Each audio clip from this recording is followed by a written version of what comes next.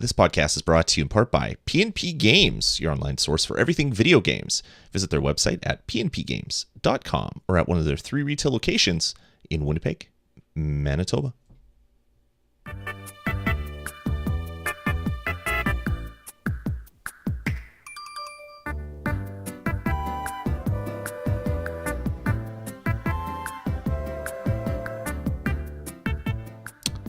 All right, everybody.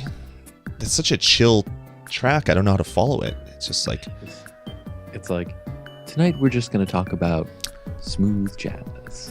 Welcome to Nintendo Talk on NPR Radio. I am your host, Lloyd Hannison, and joining me and playing with a laser pointer, Stephen Munn. Stephen, how are you today? I'm doing very well. How about you? I am doing fantastic. Thank you very much. All right, well, we're going to take our first commercial break. Yeah, it's just too chill, man. I don't know what to say. Let's get into this, though. This is the Nintendo Pulse Podcast, episode number 77. It's always your host, Lloyd Hannison. And as you heard, joining me, and now naked in the face, Stephen Munn. Stephen, how the heck are you? I'm good, and boy, is my face cold. Boy, is my face naked. I saw you type in the note, so I had to throw that in. I don't know what you meant by that, but I decided to use it as a joke. Okay. It's talking about your Persona statues. Statues. You started typing it, and I just assumed that you were typing statuses, so I didn't even continue reading. Yeah, I do have naked statues that I wanted at a retro game expo, and they're Persona 4 beach scene characters, and I don't know what I'm going to do with them because I have kids in the house, and I really don't want to have mostly naked ladies statues, especially since all the other statues that I have are either Skylanders or Disney Infinity characters, so they don't really go well with this with these vinyl figures. Yeah, so I think they're going to be go back in the box and go up in the shelf, is I think what's going to happen. So Stephen, it's been a while since we last did a show. I guess first off, kind of give you guys an explanation as to what happened. I've been super incredibly busy at work. I've been working massive overtime, and just haven't really had a chance to do much of anything else. Haven't played many games, haven't done much of anything else. And so I would get home after work super late, sometimes even after my kids were in bed, and then I would just pass out and go to sleep and then wake up and do it again the next day. So I wanted to cancel one show and then another one and then another one. And next thing you know, it's been like almost a month, and it was ridiculous. Thankfully, that's kind of settled down a little bit. So we're back here and putting out shows. So my apology for the extended downtime and radio silence on the podcast feed. Thanks everybody that is staying subscribed and sending in their questions and Lloyd, are you okay messages? Because that was great to see that you guys were still out there. But as I said, I think things are about done, so that should be the last extended break that we take here at vgpodcast.com. Good to be back. It is very, very good to be back. So Stephen, how the heck are you, and what's new in your world of Stephen? I'm doing very well. I guess the newest stuff is that I have disconnected myself from most of the social networks that I was involved in. That includes Facebook and Twitter. And instead, I've been spending my time reading and, connecting with people more directly and playing video games. Wow. So I got myself, an Amazon Kindle and reading a lot on that, which has been great. And, a little bit of gaming, not much outside of... Street Pass Me Plaza, but yeah. Nice. Well, welcome back to the real world, I guess, since you're not on the virtual world. Yeah. You'll have to keep us apprised of how this goes for you and how this change is going. I could not do that at all. I would never be able to do that. So more power to you, because I can. I once went to UFC when it was here in Winnipeg, and I left my house without my phone because I decided to charge it because it was down a little bit, and I was like, oh, I'm gonna get another 15 minutes of juice into it, and I left the house without it. I ended up coming back to my house just to get my phone because I felt naked without having my lifeline in my pocket. It was ridiculous. So I don't think I could ever unplug, but who knows? Maybe one day that'll happen. It was very disorienting at first because without having like the Facebook and Twitter apps on my phone, I would open up my phone and I'd unlock it and I'd stare at it. And there was nothing to do. What do I do with this thing? It's like I opened my phone to do Facebook, but there's no Facebook. I opened it to do Twitter, but there's no Twitter. It's like just looking at my phone. And it took me like a solid day of doing that, just out of habit. When I wasn't doing anything, I just open up the phone. And then there'd be nothing to do there. So it just was very disorienting. But then after like a day, I got used to it. After a few days, I was like, okay, I don't remember what I did with my time before. And then I remembered I used to read. So I'm like, I should get a Kindle because then I can use technology and read. I've been reading a lot on my iPad actually lately. And that's been going really well. There was a really great book sale. I can't remember what it was called though, but it was a bunch of gaming books that were available in a bundle that just happened. And of course, I'm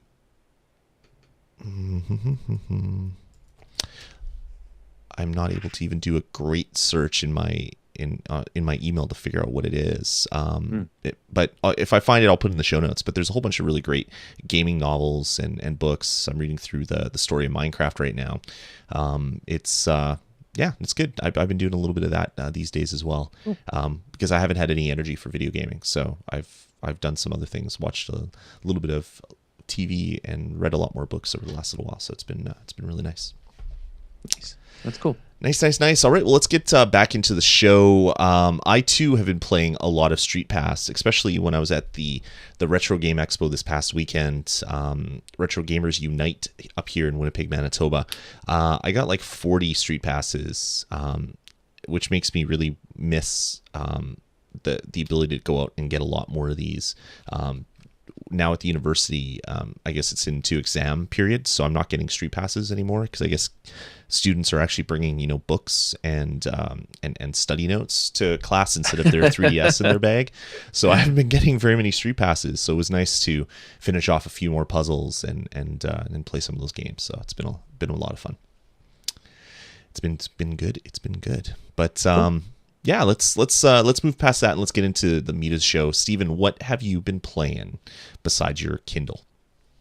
Lately, the main things I've been playing are some more NES Remix and Mario Kart Wii. And I've been playing NES Remix because I'm getting ready for NES Remix 2. And I'm playing Mario Kart Wii because I'm getting ready for Mario Kart 8, which looks amazing. We will get to that a little bit later because, some of the news on... I like that. I like how under my name there you have... @ a row of question marks because I'm no longer on Twitter. I hoped you'd say that. That was pretty entertaining. But yeah, I am so jazzed about Mario Kart 8. Nice. And I tried playing some Mario Kart Wii to prepare for it, and Mario Kart Wii is just such a piece of trash. But my copy of Mario Kart 7 for my 3DS is not here because when I got my new 3DS, the gold one, I migrated over from my old red one. Just around the corner. Sorry, and open up a window, and did you hear that ad playing? Yeah, that was something really just annoying. around the corner or something. Yeah, I opened up my Twitch channel because I clicked the link, and even though it was muted, an ad started playing, which is lovely. Thanks, Twitch, for that. Those jerks. I forget what I was even saying. Oh yeah. So it got to the point where I wasn't using my old 3DS XL anymore because I'd migrated over from it. And my younger brother's wife wanted a 3DS so that she could play Animal Crossing because she's an Animal Crossing fan. Nice. So I sold my old 3DS XL to them and I left Mario Kart 7 in it by accident. No. So they got that and they were like, "Oh, hey, bonus!" And my brother's like, "Hey, bonus prize or something." And he sent me a little picture of himself holding the Mario Kart 7 cartridge. And I'm like, "Oh God!" I'm like, "Well, I haven't been playing that anyway, so you could just get it to me next time you see it." And of course, within days, it came up that I wanted to play Mario Kart 7, and I went looking for it and was like, "Wait a minute, where is?" Oh, Right. so my daughter has a copy of Mario Kart 7. We played using download play, Nice. which meant I got to be a shy guy and deal with load times and a disconnect, even though we were only a couple of feet from each other. It's better than nothing there. Yes, better than nothing. Yeah. But yeah, and definitely better than Mario Kart Wii, which is such a disappointment. Yeah, I remember having a lot of fun with it, but it wasn't the best Mario Kart that I've ever played for sure. It just looks smeary. I mean, I was playing it on the Wii U, and it was, upsampled obviously to 720p, and still just does not look good. They really, really lazed about with that. They did not put effort into it. I think the GameCube one looks better than the Wii one. Oh wow. Okay. Yeah, I think they put more time into polishing it. Nice. So, I wish the Wii U played GameCube games. Yes, that would be really good. I would love that because we could play Smash. That's the only thing that my wife used the Wii for, was to play Smash. And it'd be nice to be able to play that again. But although I guess we'll have another Smash Brothers to play soon. We'll get to that later in the show for sure. Yeah, and I've got another Wii in my house, the one that I migrated over from. Right. And it's a backwards compatible one, but I don't have component cables for it. Oh no, yeah, I do have component cables for that, but it's not on the good TV. And I'd have to drag it downstairs and hook it up. That's work.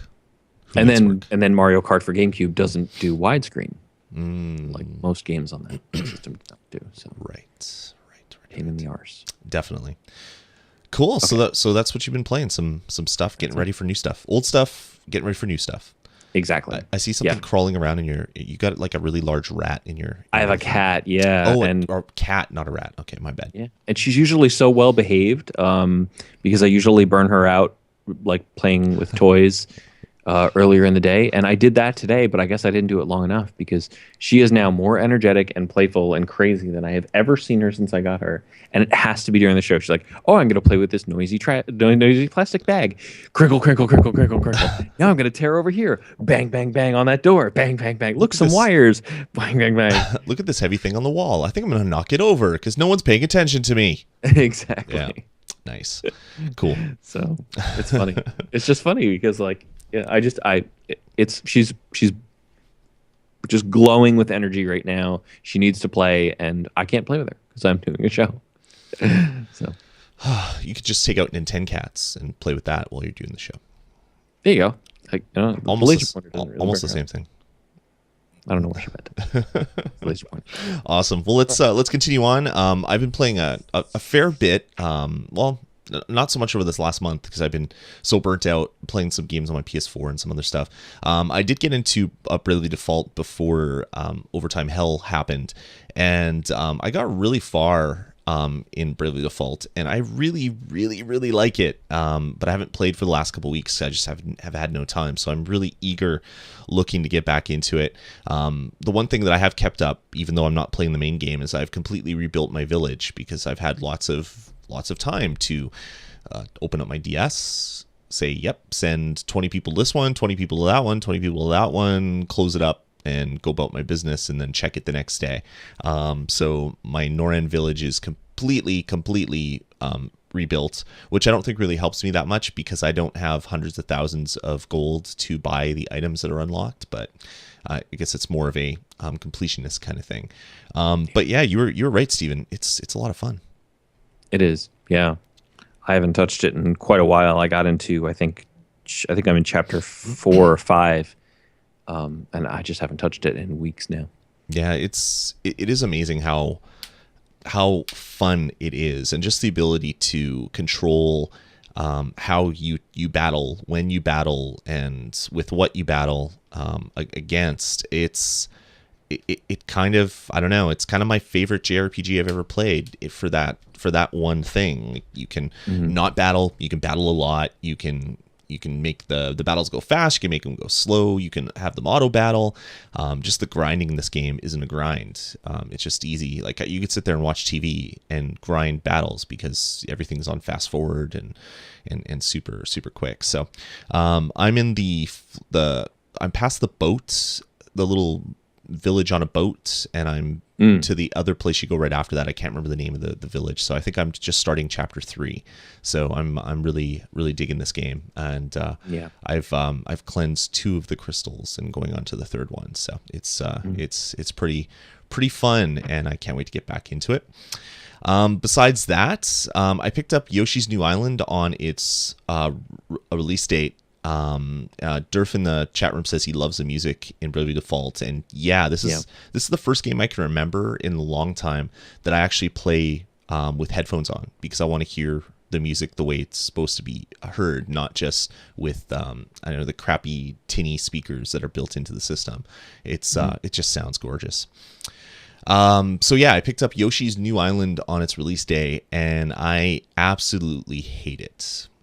I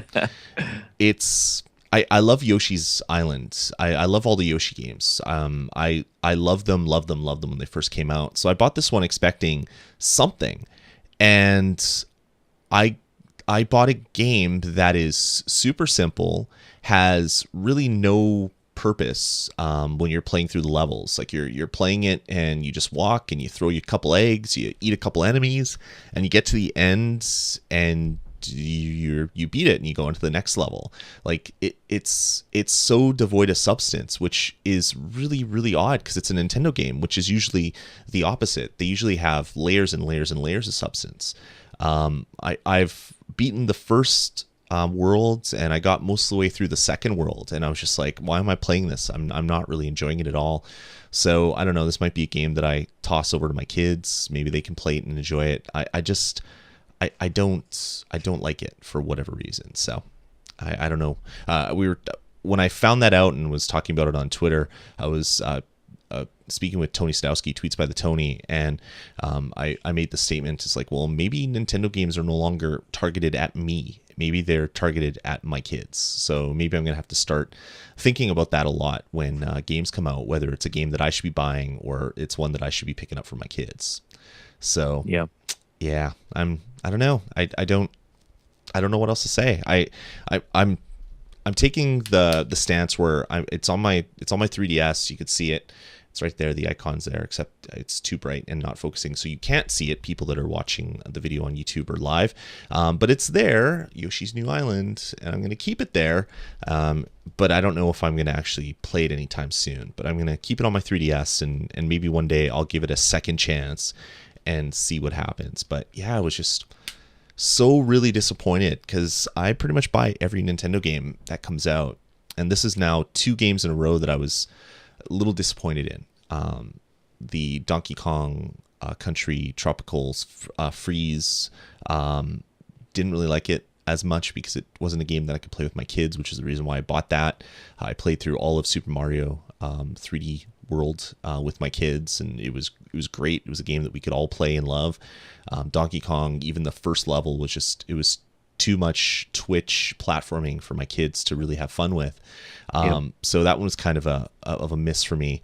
And now this one, it's making me kind of second guess all the pre-orders that I have out right now for Nintendo titles. So we'll see what happens. I'll be sticking to maybe some of the franchises that I really love, like the Zeldas and the Mario Karts and the Super Smash Brothers and Smash Brothers and Mario and all that stuff. Maybe those will be the ones that I pick up, and some of the, I don't know, cuter platformers or some of the other games. Maybe I'll take a wait and see approach to those ones, because that's a lot of money to be sitting on my shelf and not being played. So we'll see. But yeah, that's mainly what I've been playing, other than stuff on my PS4 and playing some stuff on my iPad and things like that. It's been kind of quiet over the last month. I haven't played too many games, so hopefully that changes now that I'm not basically working 2 jobs worth of time in a week. It was ridiculous there for a little while. All right, well, that's it for what we've been playing. Steven, what are our notable releases? The notable releases that I put down, I think these are pretty much all eShop stuff. I hadn't really noticed any other significant releases. Super Mario 3, Nintendo announced that Super Mario 3 will be coming to both virtual consoles on April 17th. That's for 3DS and for Wii U. They released some more DLC, more Nintendo themed DLC for the Sega game Sonic Lost World. This time it's Zelda. I haven't downloaded it or installed it or played it yet, but I do have Sonic Lost World. I haven't tried it yet. Yeah, Quacko mentioned that Pokemon Troze, that came out, I think, 2 weeks ago or a week ago on 3DS. Again, eShop. I think it might be eShop only. That's another game that I was going to pick up and decided not to after I read a couple reviews. Yeah. Yeah, Quacko mentioned that the DLC said, yeah, it made me almost want to go get Sonic Lost World. That's funny because I bought Sonic Lost World when they announced the previous DLC package. At the time, Sonic Lost World was on sale for $30 and down from, I think, 50. And they announced the Yoshi DLC, and now they have the Zelda DLC. So they must have gotten a real kick to the sales right when the other DLC came out. This is a good idea. Yeah. So yeah, I got to get that installed. So it's free. The DLC's free, so why not? Dr. Mario and Clu Clu Land, both NES games, classic NES games. Those have come out for Wii U Virtual Console. This is the first appearance of Dr. Mario actually on the Virtual Console. It never came out for the Wii, which is interesting. But although they had the WiiWare game, which was really good. Dr. Mario Online RX, that was fun. Let's see, what else? GBA games have finally come to the Wii U Virtual Console. We have 2 weeks worth of releases on that already. The latest ones are Kirby and the Amazing Mirror and WarioWare Inc. Mega Micro Games. I think they came out today.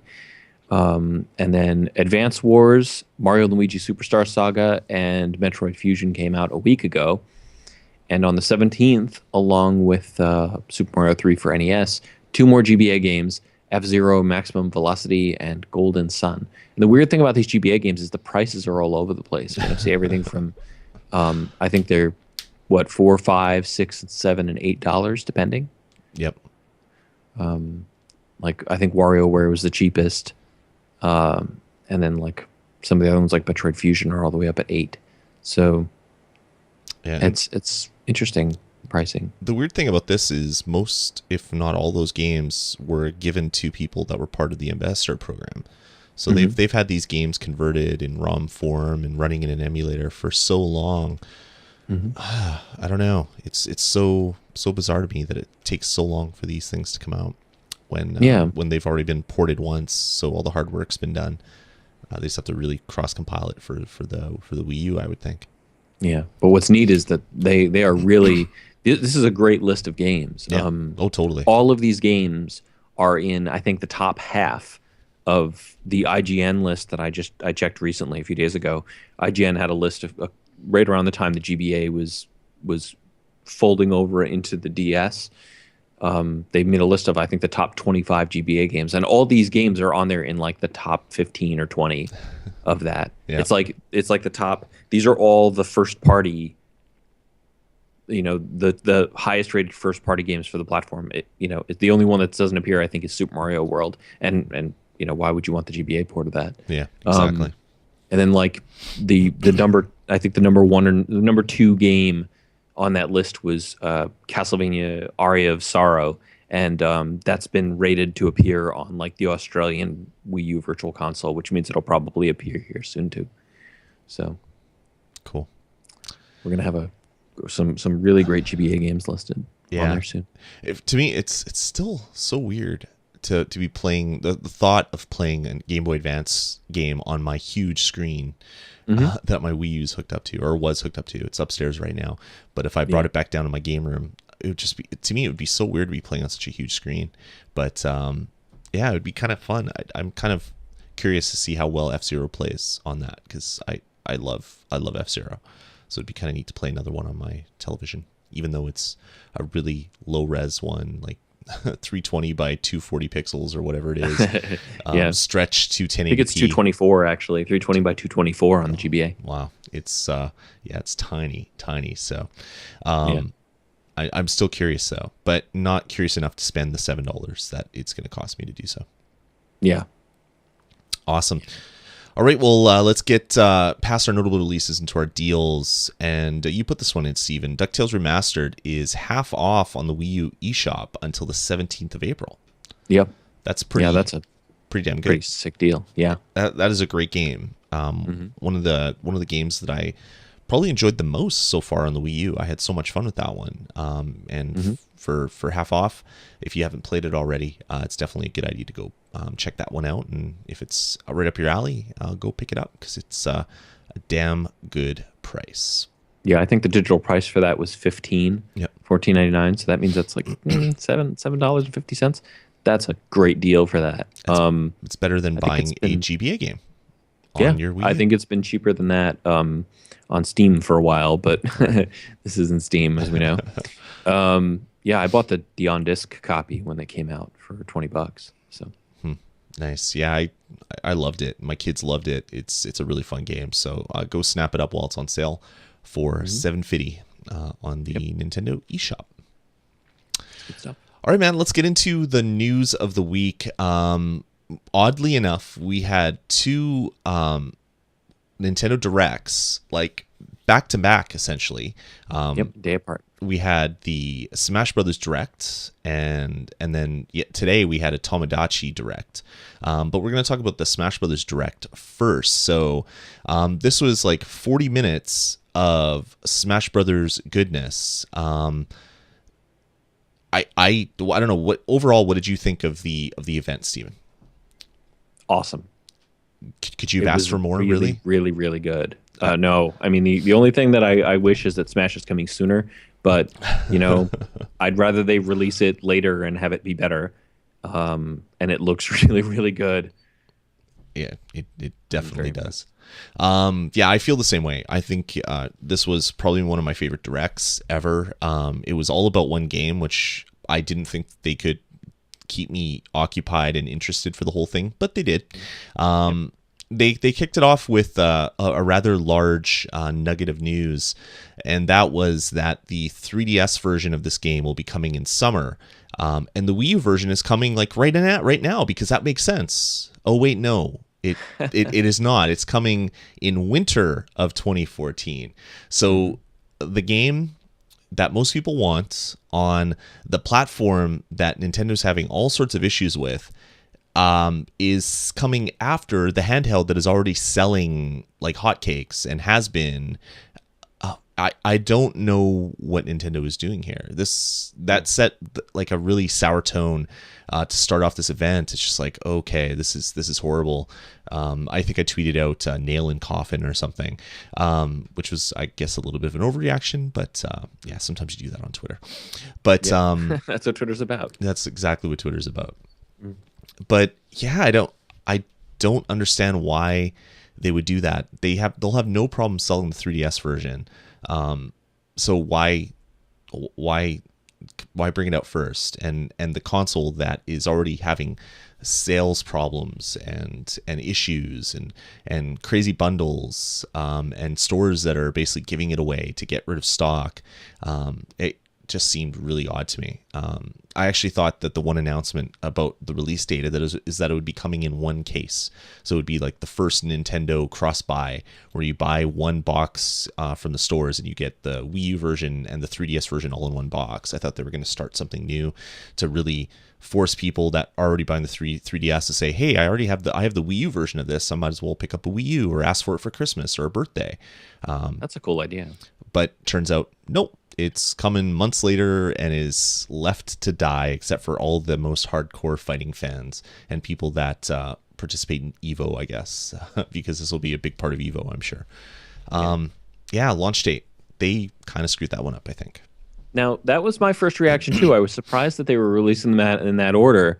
And then I immediately said, well, okay, I mean, I guess it doesn't so much matter to me because I already have a 3DS and a Wii U. So now instead of just buying the Wii U version, I guess I'll get the 3DS version too when it comes out, and then get the Wii U version later. And then I went, oh, now I get it. I Because don't if they know. hadn't released the 3DS version first, I would not have bought the 3DS version.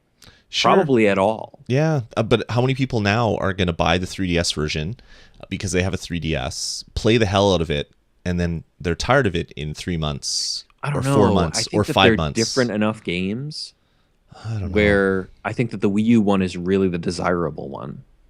Really? Yeah. I'm not sure because I can't speak for everyone else, but from my perspective, the only one I really wanted was the Wii U one. Mhm. And like I said, the fact that it's coming out sooner is the only thing that's making me buy the 3DS one. It has different stages in it and stuff like that.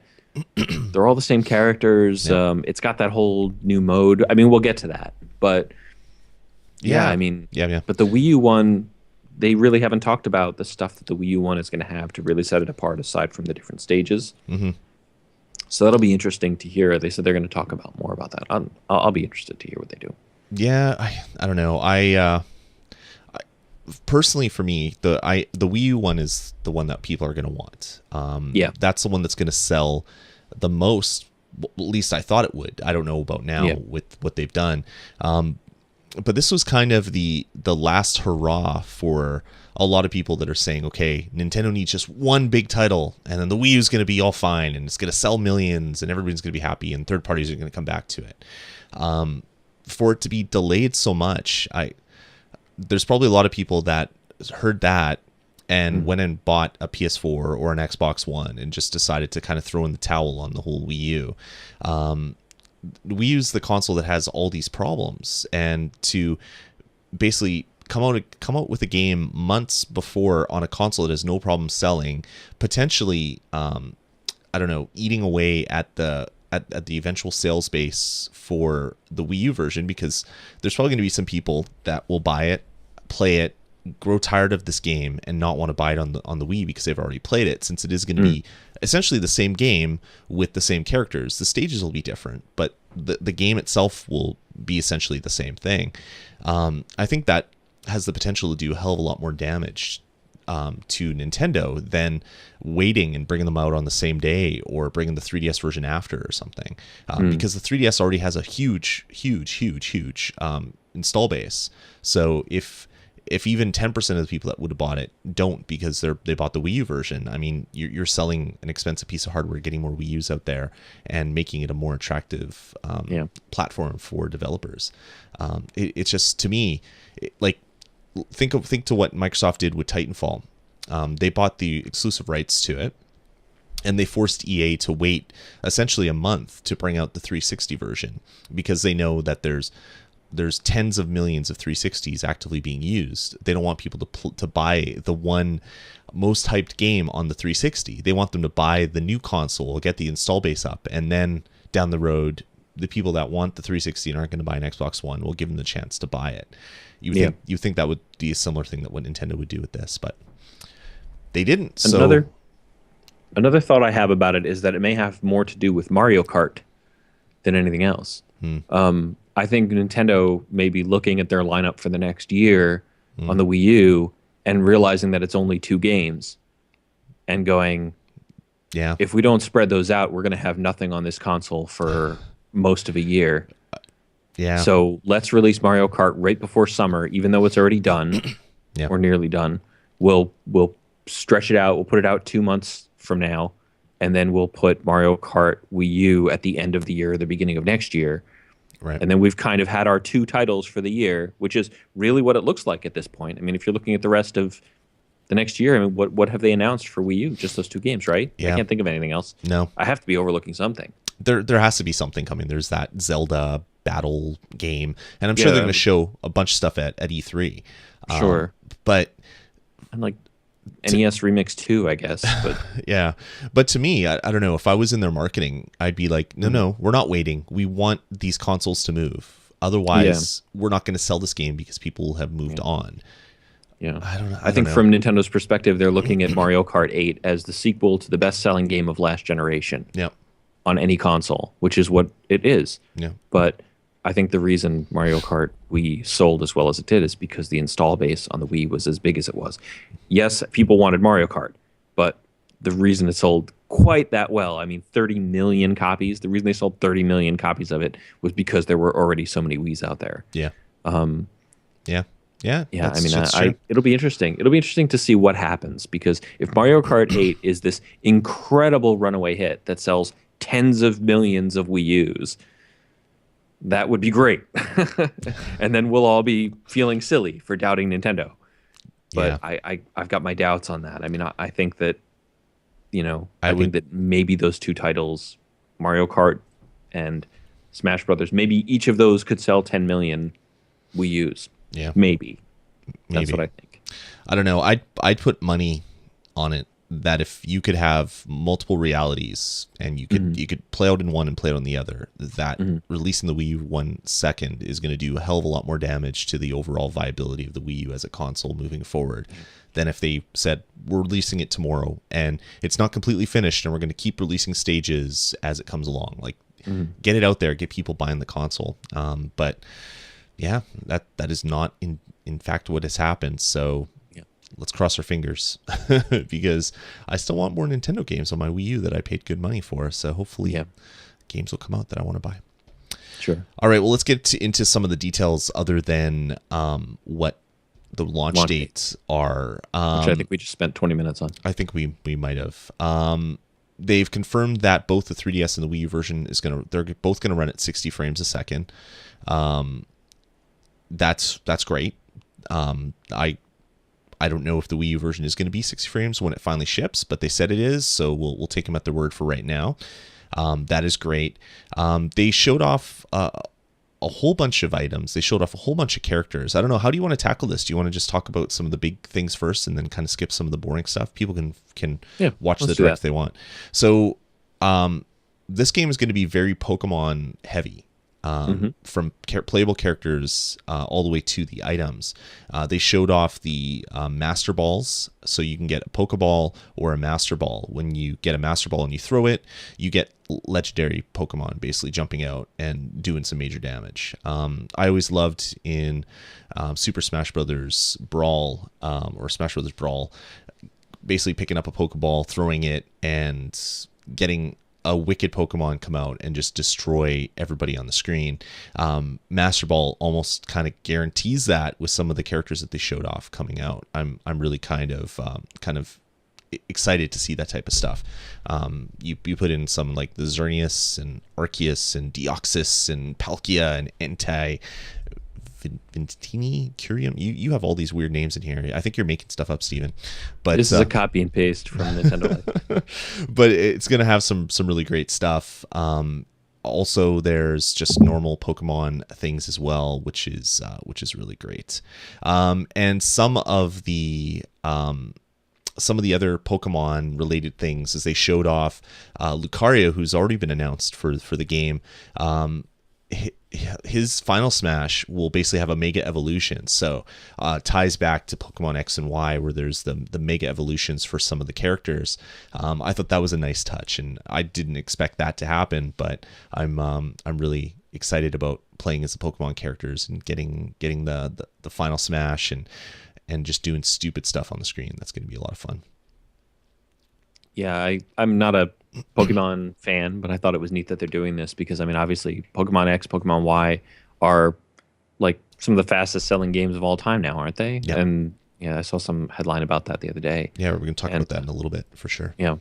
Yeah, it's great. Makes sense. It makes sense for them to throw lots of Pokemon stuff in here because that's going to bring in the Poke fans. Yeah, exactly. What else? They announced 4 new characters. They're not new to the franchise necessarily, but they're 5. 5? Yeah, 5 characters that they had not said were in the game yet. Okay, 5. So in the game, there's 2 new Pokemon. There's Charizard and a Greninja. Charizard was in previous Smash Brothers games, but now it's just a character. You're not like the Pokemon. You're not a Pokemaster, Pokemon trainer. Yeah, Pokemon trainer throwing out random characters. You're Charizard and just only Charizard, which is kind of nice. They showed off the the last minute new character, which was Greninja, who's from Pokemon X and Y, and I always thought that was the coolest final evolution for the starter Pokemon for the series, even though I didn't pick that Pokemon to start the game with. It looks really cool. Him basically being this little ninja with super fast kicks and punches, and it looks like a really fun character to play. Yep. They also showed off a new version of Yoshi. So they basically came out and said that they've changed Yoshi. Instead of Yoshi being like a horse that kicks and punches, he's now kind of standing upright. So they're kind of changing the Yoshi character more in line with how he's been in recent games, I guess is what they said. So that was kind of neat. I didn't understand. He's like, yeah, because he's standing up tall, his attacks are more powerful.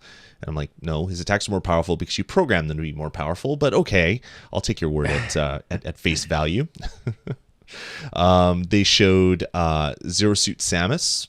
So instead of being Samus and the ability to change into Zero Suit Samus, you can choose her as a character, and you get these super fancy jet boots. So now Samus has high heels to accentuate various body parts. But the jet boots are actually kind of cool.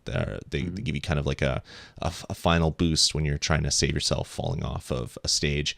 And they showed Sheik. So Sheik is its own character now. It's not a transformation for Zelda, correct? Right. Just like Zero Suit Samus is now its own character instead of being a transformation for Samus. Which is kind of neat. It's kind of a neat direction. I mean, they got rid of the Pokemon trainer, so there's no transformations there. Got rid of Sheik and Zelda being a character, and Zero Suit Samus and Samus being one character, and separate them out. That makes sense. Although you still have your Pikmin guy can throw out multiple Pikmin, so there's still multiple possible characters for that guy. But I guess that's the they're more like a weapon than anything else, I think. Yeah, I guess so. It's just it's kind of interesting to see kind of the changes that they've made for this one. Yeah. They talked a little bit about online multiplayer. This is for the 3DS version. And for online multiplayer, you're going to have two modes, for fun or for glory. For fun, basically, everything in the game is there. So all the items, there's all sorts of weird stuff that can happen because everything that's in the game can be there. Where for glory, you're only on the Final Destination map, and that's it. There's no items. there's no nothing.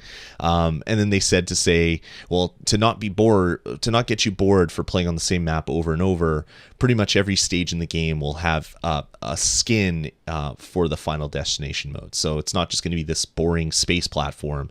You'll be able to have like the Animal Crossing Village, Dr. Wily stage, all the stages that are in the game. As a Final Destination form, just a flat platform. Yeah, exactly. So it's a neat idea. It is kind of neat. It kind of makes sense. For me, I'll be playing for fun. I won't be playing for glory because I don't care about my win and loss record. I just want to have fun. So it's kind of good that Nintendo allowed you to do that. They said that online, you'll be able to play random. With random characters, and you'll also be able to play with friends. And when you play with friends, you'll be able to create your own moves, essentially. And those will be playable online only when you're playing with other friends, not with random people. So you'll be able to go into kind of like a move editor. And so they showed, I guess it was Pit was firing an arrow, and the arrow went in a circle or something. So you'll be able to modify some of the moves that way. It'll be interesting to see kind of what happens with that. Yeah, I thought that was interesting that they're putting in custom movesets. That's a surprise. It's kind of a neat thing. There's going to be an online code of conduct, so you can rank people, rate them after playing them. Things like too many disconnects, too much focusing on one character, bullying, things like that will be reportable and bannable, I guess. And they said if you report too many people, that'll also be looked at negatively as well. So I guess we'll kind of see how things settle after the first month. You'll get the jerks will be playing together, and the nice people will be playing together. So it'll probably be a nice place to get online and play. I think it's a good idea. It's a good idea for them to put in a reporting system and some kind of online code of conduct, because their online games have kind of been a disaster in the past. Yeah, exactly. They talked about your character ranking. So instead of saying that you're number 327,623 out of 4 million, because we don't want people to feel that they're doing bad, instead we're giving you a ranking, your global smash power, which is a number of how many people you're better than. So it's the same sort of thing. It's just described a little different. I guess it doesn't say how many people are playing online. It's a simplified way of representing your skill level. I think is a good idea. Yeah, I guess so. It's like we don't want people to feel bad, but then now we're going to show you this thing that might make people feel bad, because I think it's something that I think it's just intended to be a less technical way to look at it. I guess you know so. what I mean. So one of the things that I remember in playing online, because I have a PS3, I play my PS3 online sometimes.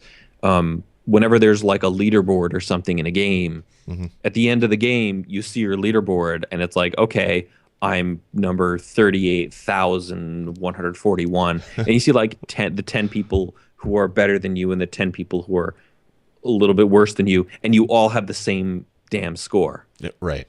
And it's like, it's too much data. It's too much information, and most of it is useless, and it's ugly, and it's kind of boring. Yeah. And I think that saying this like, oh, you're better than 800,000 people, it's like, well, that's pretty good. I can understand that. There are 800,000 people who are not as good as me.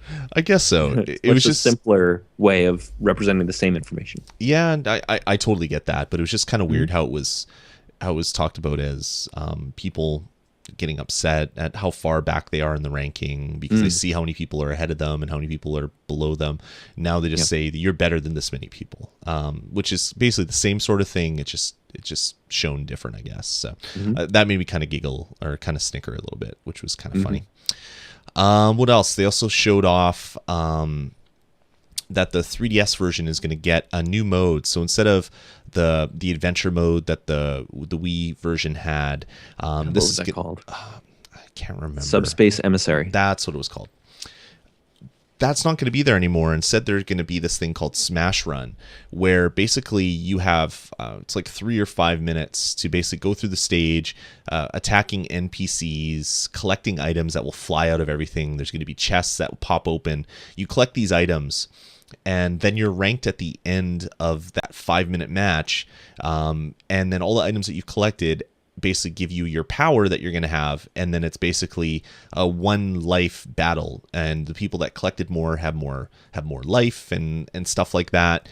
You'll be able to basically choose special items to bring into the match based on what you picked up. So it sounds like a fun little multiplayer mode where you're basically going through a maze, collecting items, avoiding traps, killing NPCs, attacking other players, and then you get to the one final battle, and it's kind of like last man standing sort of thing. At first it didn't sound like something I'd want to play, and then right at the end when they showed that, it's like, oh yeah, I could see myself actually playing this a little bit. Yeah, looks like a fun way to do local multiplayer. Totally. And yeah, they also showed off in some of the stages there's bosses. So in the Mega Man stage, at the really, really far back in the level, you'll start seeing some flashes and then these little pellets being shot in the air. And if you're not familiar with Mega Man, you might be confused. But a few seconds later, you get the Yellow Devil will reappear in the stage, and we'll have this boss battle mid-fight. And basically you'll fight him and he'll die, but he'll also attack. But the last person that hits him in the eye for the killing blow will basically destroy everybody else on the screen, because all the other characters will get sucked into this guy and do a lot of damage. I thought that was a really fun way to throw that in. It seemed to me like PlayStation All-Stars Battle Royale, where you had these big bossy kind of things that would happen, where there'd be this final thing that would happen, and Kratos would be in, or the Titan from that game would come out, and then you'd be battling this thing instead of each other, but you'd also be battling each other. Seemed like a really fun thing to throw in. They showed off Ridley, and there was a Pokemon one as well that I don't think we got to see. So, and when they were quickly going through, they showed in the 3DS version, they showed the Emperor, or the Dark Lord or Dark Emperor or whatever it is from Find Me. in the 3DS, one of the 3DS version stages. So it looks like that's probably one of the bosses there. They didn't mention it, but they showed it when they were cutting through the different stages. Interesting. I think this could be fun. I wonder how many of these bosses there's going to be. You think there's going to be one on every stage? It looks like there might be. I don't know like what they would have for like Rainbow Road though. You know what I mean? Yeah, or F-Zero. Like what would be the F-Zero boss, or the Animal Crossing stage? What would be the Animal Crossing boss? I don't know. Maybe that the mole guy will come out. Rossetti will come out and he'll have to destroy Rossetti. Yeah, I don't know. It's interesting. I'm kind of really stoked for more information about this. I'm really excited. And then they did a dump of information. You brought this to my attention, Steven. After the event, they released a bunch of press stuff, and there was a whole bunch of items that they haven't shown yet. Yeah, some of them are like the blue shell from Mario Kart is an item that you can use. The boomerang from Mario 3D Land, which they showed, they just showed as for part of Mario Kart 8 as well. It's in this too, and other items too. Like there's a beehive item from from Animal Crossing. That's awesome. And I guess you throw it and then bees come out and the bees attack the person that it hit. I wonder if they get just such a cool idea. I wonder if they get a swollen eye. If they get stung, that would be funny. They'll have like swollen eye patches on these people's faces. That'd be hilarious. But yeah, and like all these like Namco related stuff too, like little Namco items around, which is interesting. And stuff, and it looked like maybe little from Galaga, the little ships from Galaga. Yeah, and they had the flag from that Rally X game or whatever. Yeah. So yeah, I don't know, it's really interesting. This game is going to be huge. I'm like you, I wasn't super excited about picking it up on the 3DS because I thought, well, I'm not going to buy the same game on two different consoles that aren't, like, you can't play against each other. It doesn't make sense. But now it looks like there's going to be enough different stuff on the 3DS version that I'm going to want to go out and pick up the 3DS version. So that's a great thing. But yeah, I'm I don't know. I'm super stoked. So any final thoughts on this Direct, Steven?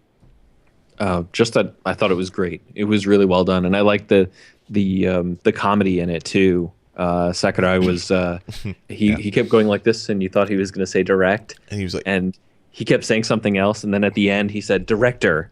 He said I'm the director of Smash Brothers, which I thought was really good. It was really funny, and it's very charming. There's a whole bunch of GIFs that have come out after the event that are really funny as well. So check on Reddit for a lot of those things. They're good for a giggle. Yeah. All right, so that was the Smash Brothers Direct. Lots of information. 3DS version coming soon. Winter for the Wii U. I wonder if that's the winter quarter for Nintendo, or if it's actually like winter. I think it's the quarter, so we may not see it for another year. It could be here in June of 2015. Who knows? Really kind of disappointing, but we know Nintendo didn't realize how hard it would be to make high HD games. So maybe that's what he's running into, is just all the HDizzles are too much for his overworked brain. Oh yeah, yeah. I mean, Smash Brothers Brawl took forever too. Remember, that kept getting delayed. Yeah. And just because of the sheer volume of content in there and all the balancing they had to do, and also that what went into it is the fact that the Wii version can't be patched, but the Wii U one now can be patched. So I'm hoping that means maybe it will make it out sooner than it would have if it couldn't.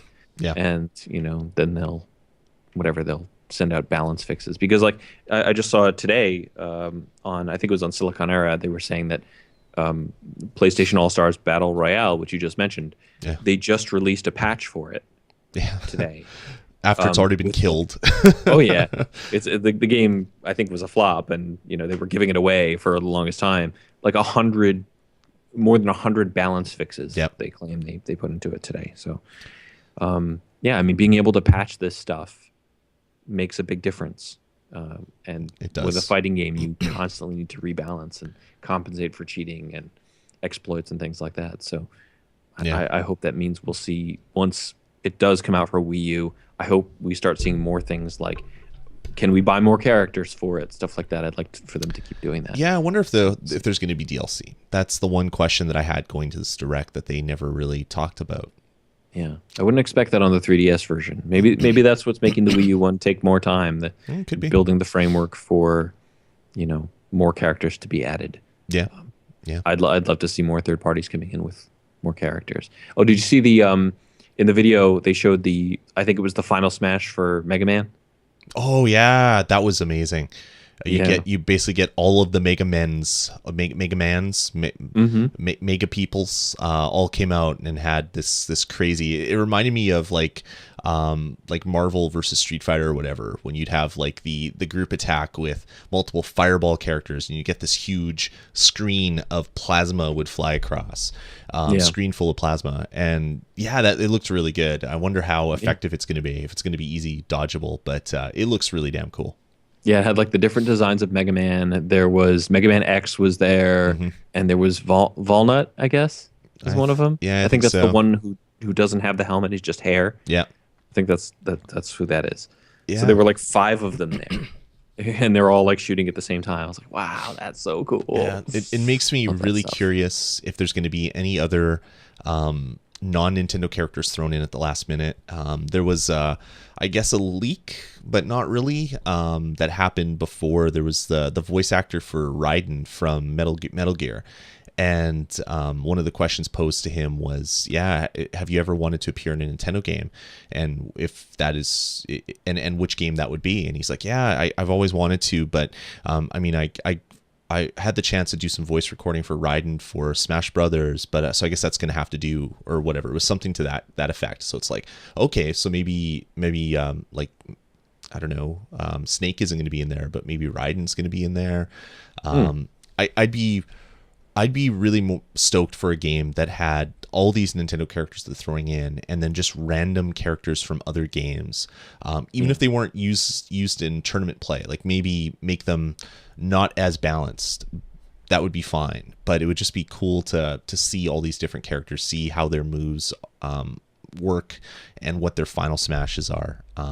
Like, because playing a Snake in the last one was so much fun, just throwing grenades and shooting missiles, and it was a lot of fun. So I'm really curious to see what else is coming from Nintendo. Yeah, I'm hoping for more third-party characters too, but it's hard to really complain when Sonic is there and Mega Man is there, and I mean I'd like to see something from Namco. I mean, the rumor for the longest time was Pac-Man. Dig Dug would be cool. Dig Dug, yeah, that would be cool. The rumor for the longest time was Pac-Man, and I had no clue how that would work. Like a Yoshi-like character, so you eat characters and poop them out or whatever. Yeah, like, it seems like it'd be difficult. Yeah, there was right before, probably lots of Namco assist trophies. Yeah. That's probably what it is. That you might see Pac-Man and Miss Pac-Man that way. They run across the bottom of the screen eating things, similar to like the turtle shell or something like that.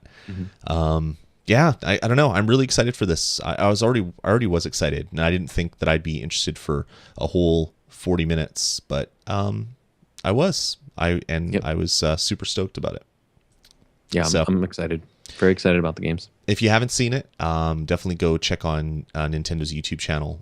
They posted the direct there, and it's 40 minutes of just awesome. So do check it out. When they first posted it, I think it was 3 hours long, something like that, or an hour and a half long, and the direct was like most of the way towards the end of that. Yeah, the whole stream, because when you do YouTube Live, you have to start at a specific time. So I guess for the first little bit, it was just this timer ticking down. Nintendo Direct coming at 10 a.m. Eastern or whatever it was.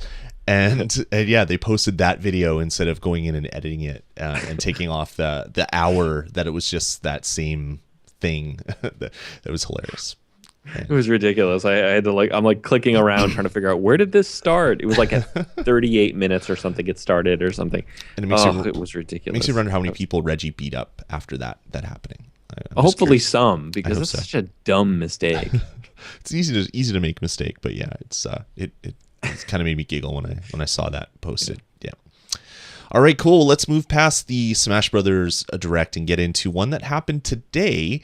Yes. It's the oddest 10 minutes of Nintendo video that you'll see all year, and that is the Tomodachi Direct. Tomodachi is a game that came out in Japan, and no one in their right mind would have ever thought that this game would come to North America, but it does. I guess Tomodachi means friend in Japanese, as Bill Trennan said, and this game is all about friends living together. So it's like Animal Crossing, where you don't actually play as a character so much as you're playing as someone that is, I don't know, maybe you're making certain changes to the environment, you're giving items, you're encouraging things that way. But it seems like it's Nintendo's version of The Sims. Yeah. Where all these relationships will just play out for you in this a virtual island, with Mii's running around and people doing stupid stuff like dancing around a Virtual Boy statue and and stuff. It was so bizarre. So weird. So weird. Or a big Reggie head coming out of the water, like it's a Godzilla or something, waiting to trounce on people. It was just really bizarre. So It was very funny. it's coming out on June 6th, so coming out pretty soon. Steven, in 500 words or less, what is Tomodachi, and why are you so excited for it? See, I don't know if I'm excited for it though, because it's really hard for me to understand exactly what the game is. That's why I said that. Yeah, it's like Tomodachi Life is. It's just this really weird thing.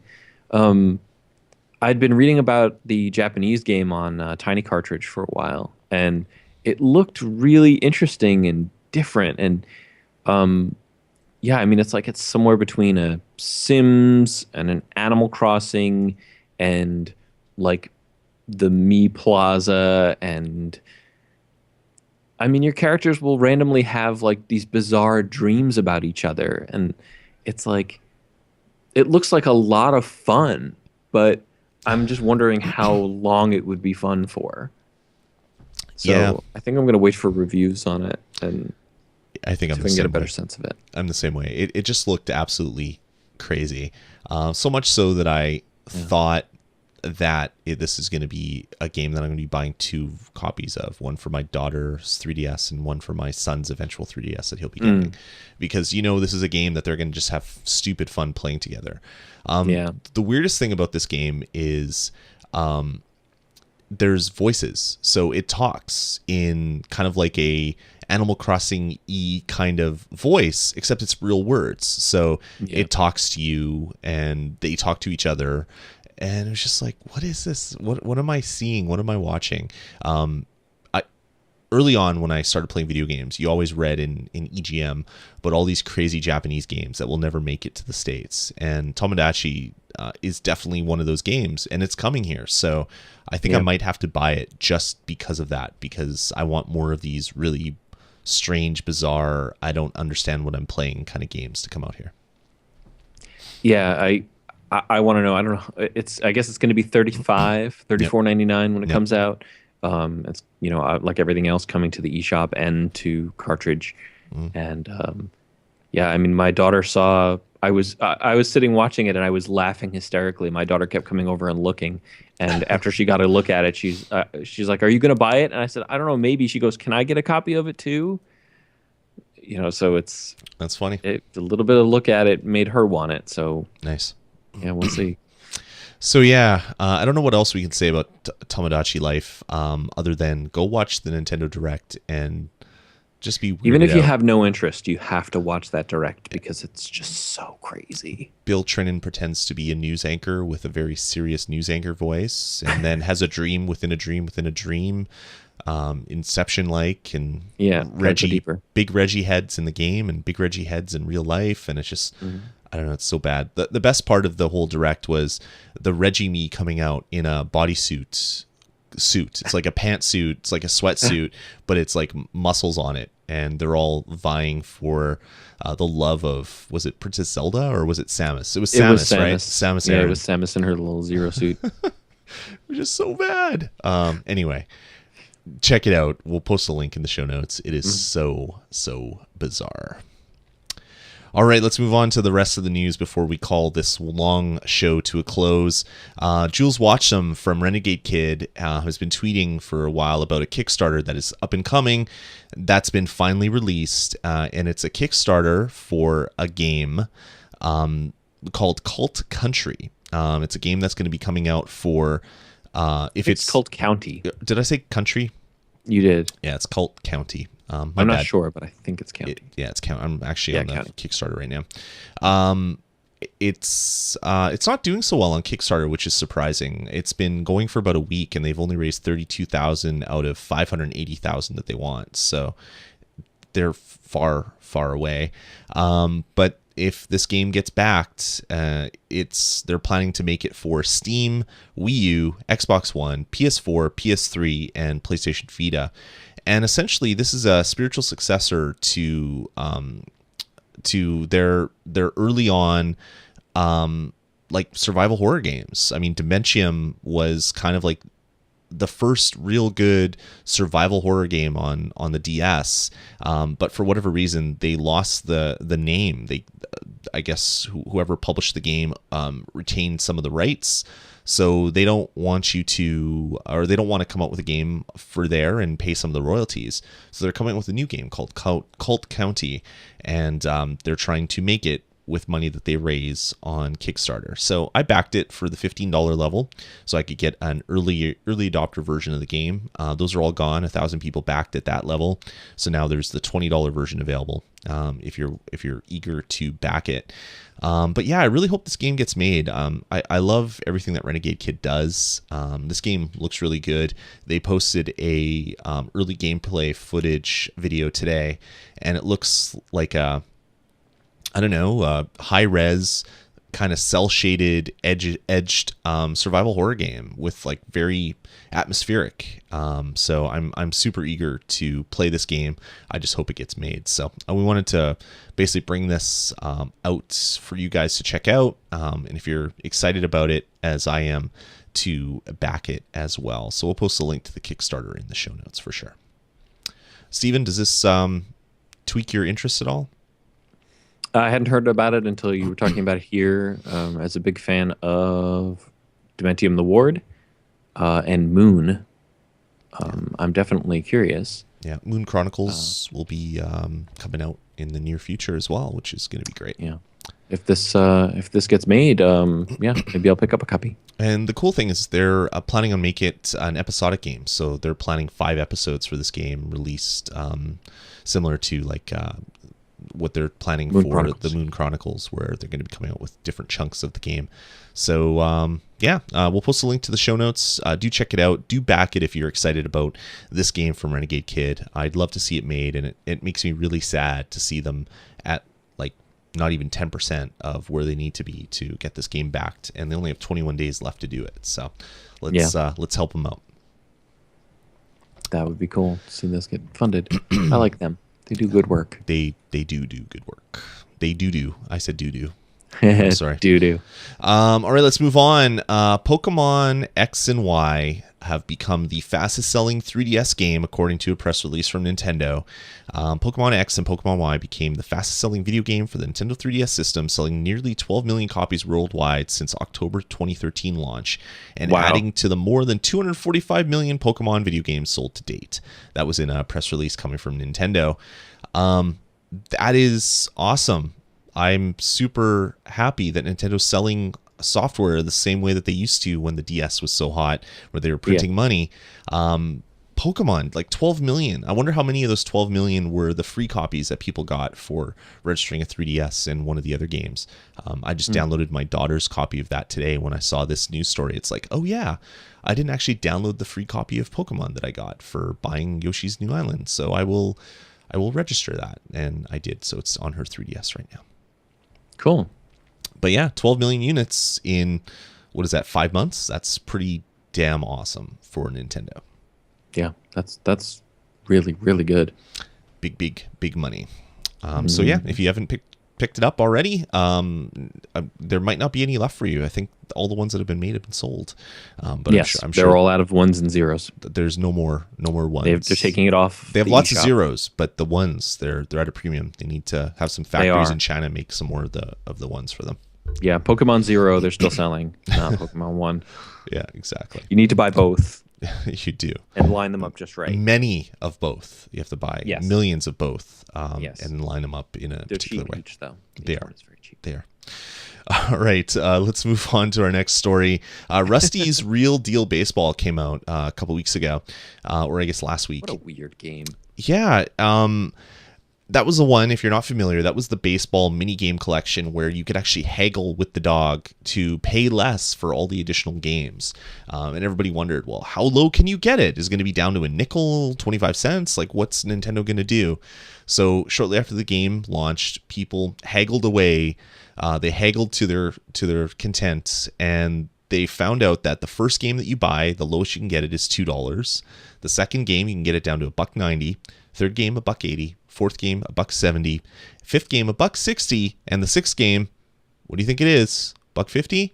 No, $1 even. So this game, if you unlock all the games and all the discount coupon games and all that stuff, you're going to be paying like $12 or $14 or whatever it is. So that is a lot of microtransactions for this game, but people that I've been seeing reviews for seem to like it. I don't know. This didn't really strike me as something that I'd be interested in, but I might want to check it out to see how much gameplay I can get for free without coughing up $2 to Mr.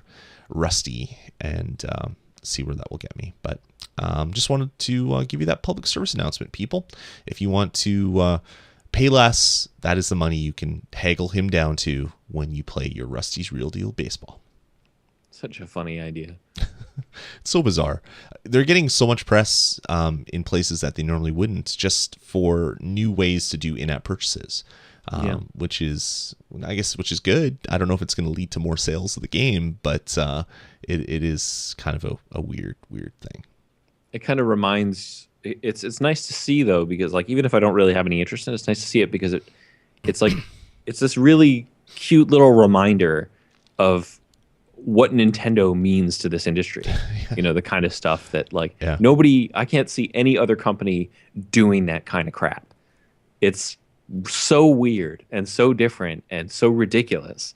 And there's Nintendo doing it, and it's like, wow, that's really clever idea. Yeah. I mean, if you're gonna sell like mini game collections piecemeal, I mean, that's a fun way to do it. I mean, you make a game out of paying the least amount of money. Meanwhile, Nintendo's sitting in a room cackling maniacally because they want any money from you, and you're playing the game to give them as little money as possible. And it's like, well, we would have taken even less, but we didn't program it into the game, so I guess we'll take your $1.90, and then your $1.80, and then your $1.70, and then your $1.60.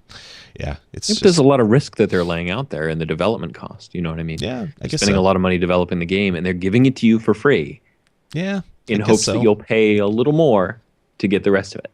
Yeah. It's an interesting, business model. And I think that the way it's done on something like on the, what is it called? The App Store on iOS? App Store. Yep. App Store and like the Google Play Store and stuff like that. The way it's done on those is like such an incredible loss to almost everybody who sells stuff on there. Yep. Nintendo knows they can't do it that way.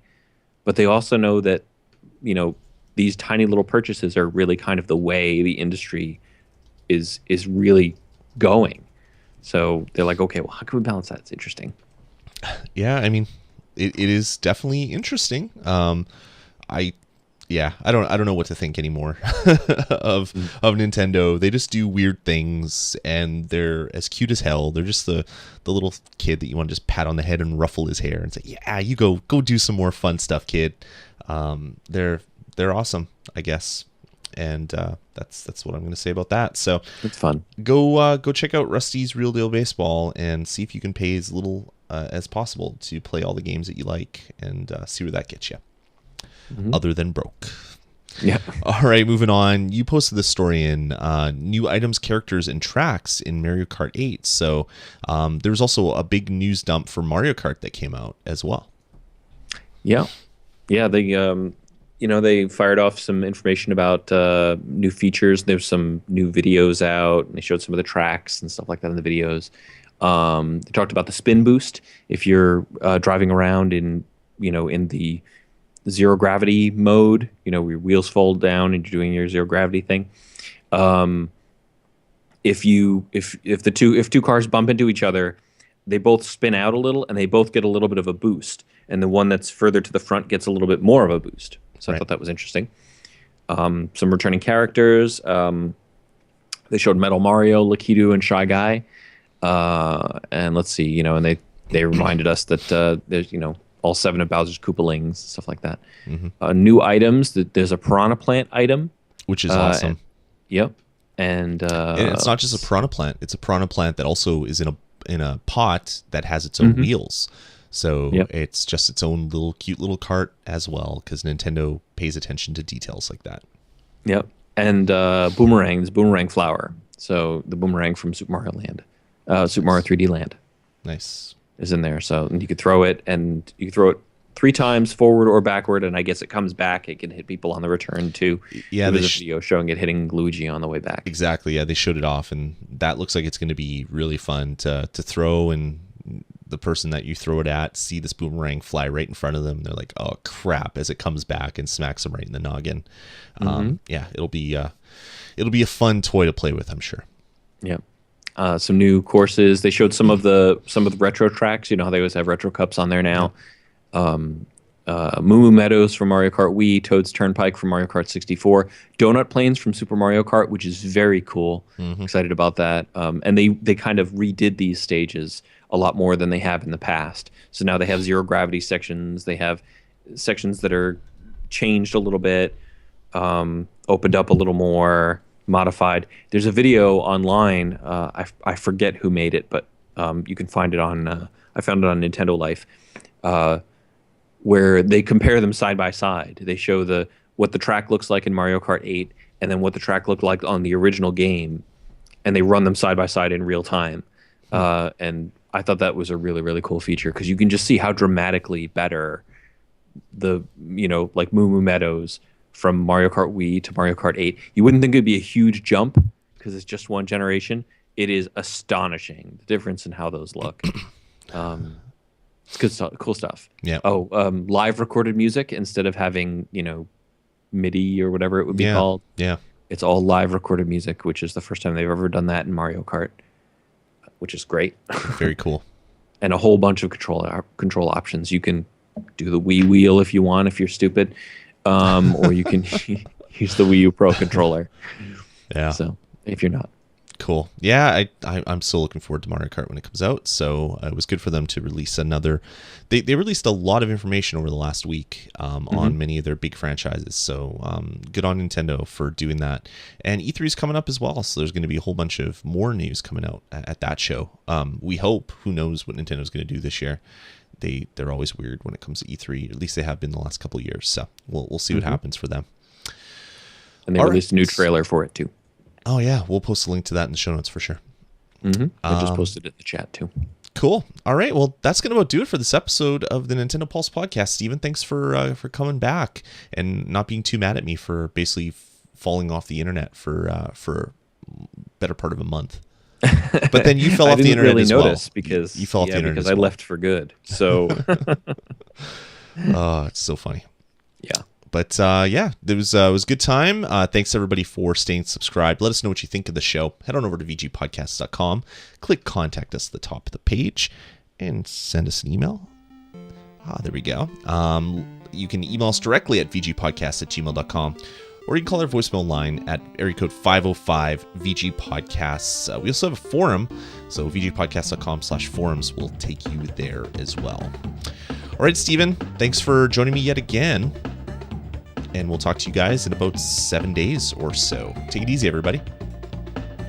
Bye.